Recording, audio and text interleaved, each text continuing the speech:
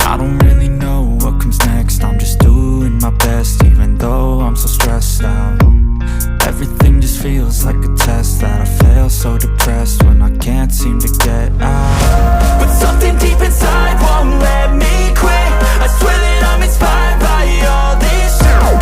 Tell me that I can and I won't. That's what guides me the most. Your lies, I'll do what I want.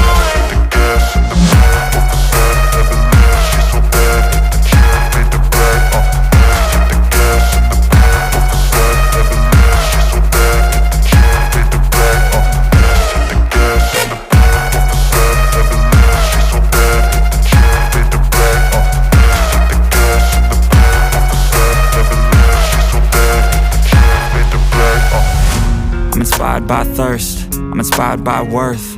I desire your worst, so you can just hide while I work. I ain't tired, you first. I'll write a second, third verse about the lies you go disperse. You never did shit, I know it hurts. But something deep inside won't let me quit. I swear that I'm inspired by all this shit. Tell me that I can and I won't. That's what guides me the most. Your lies, I'll do what I want.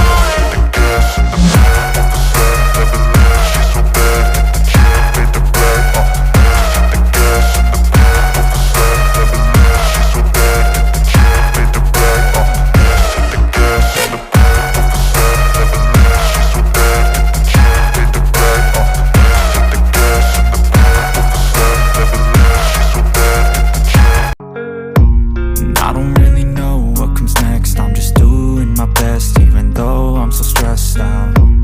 Everything just feels like a test that I fail, so depressed when I can't seem to get out.